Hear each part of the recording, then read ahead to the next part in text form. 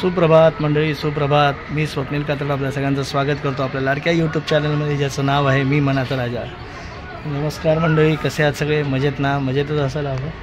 आणि आज मंडळ आहे महाशिवरात्र. त्याच्यानिमित्त तुम्हाला सगळ्यांना हार्दिक शुभेच्छा.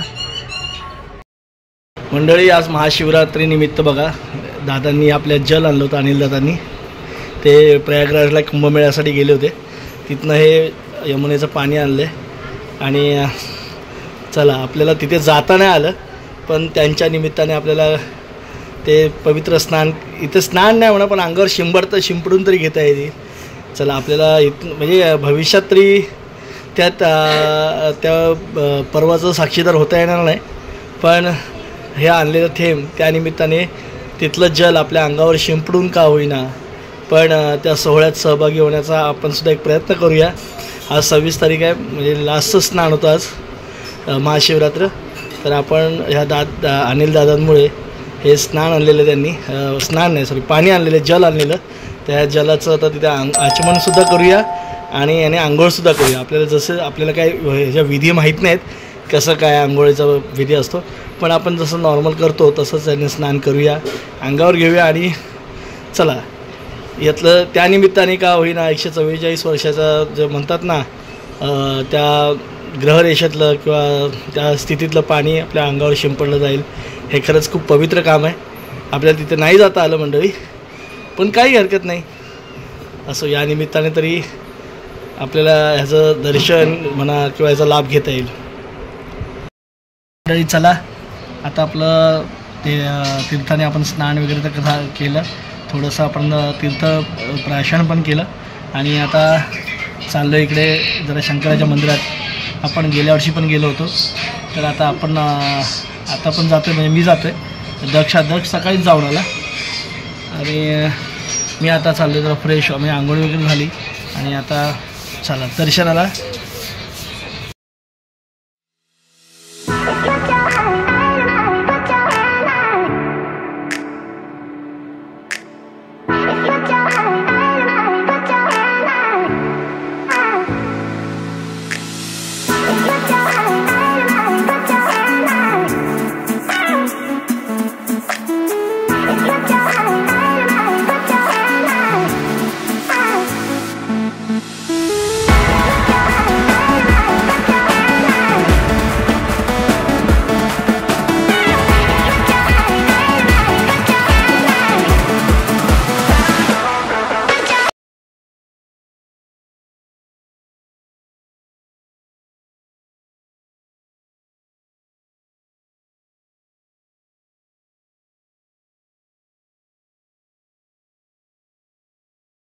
देवळातनं दर्शन करून आलो आणि आता बसलो आहे. समीक्षाने आहे ते वडा बनवला होता.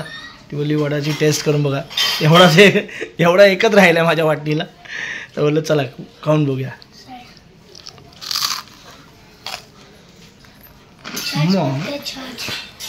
बघ तिथे काय पितो, छान.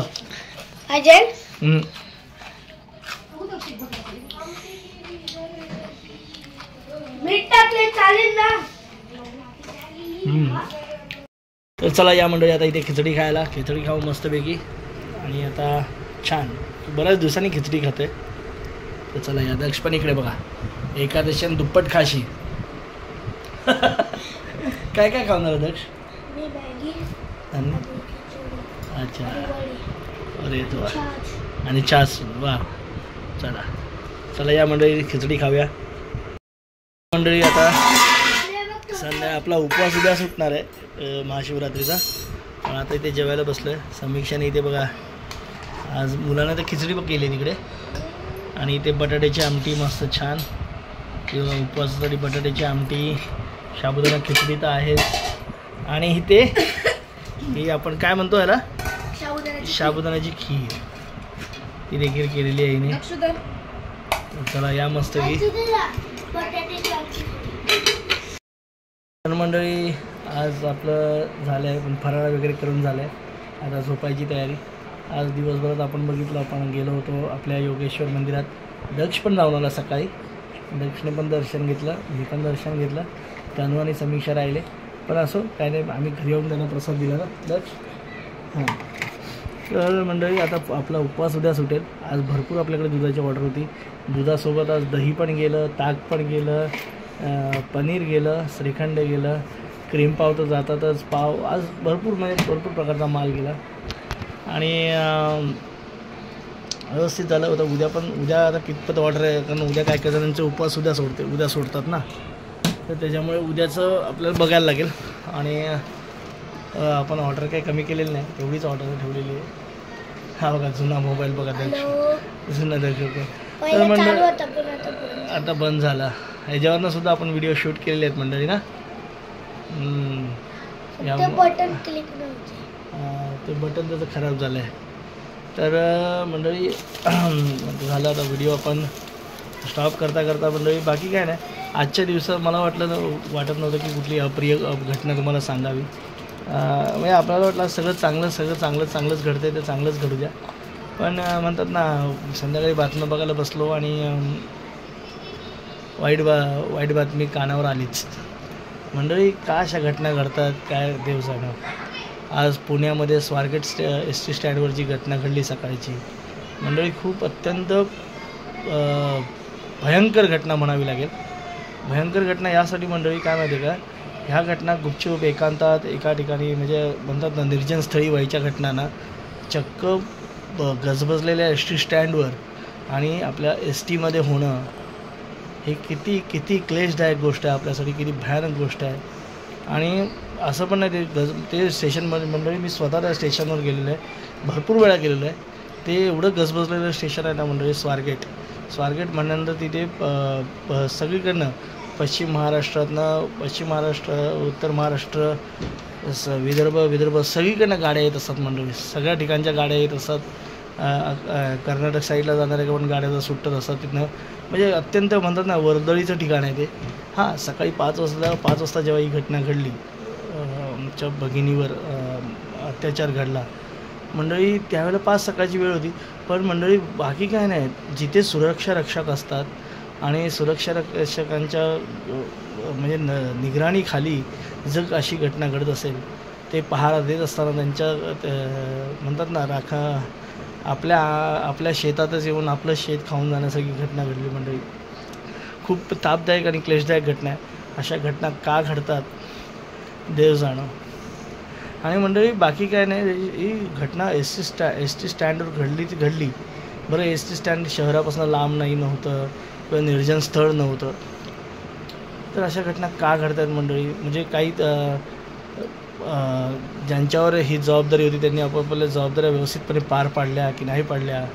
आता प्रश्न मंडळी कसं येतं माहिती आहे का, सुरक्षेवरच प्रश्न निर्माण होतो. एक तर तिथले सुरक्षा रक्षक करत काय होते, दुसरा प्रश्न येतो ती त्या STला लॉक का नव्हतं. प्लस त्या STमध्ये जर तुम्ही एखादी स्त्री जर एकटी उभी असेल तर तिथे सुरक्षा रक्षक जी पेट्रोलिंग करत असतात, तिथले त्या स्थानकाचे जे असतील सिक्युरिटी गार्ड, ते कशा प्रकारची पेट्रोलिंग करत होते. भरपूर अशा घटनांवर प्रश्न उपस्थित राहतात मंडळी. आज वाटलेलं असं काही होणार नाही, पण म्हणतात ना दिवस संत अशी कुठली अप्रिय घटना येतेच आपल्या कानावर आणि मन अक्षरशः विचलित करून जाते.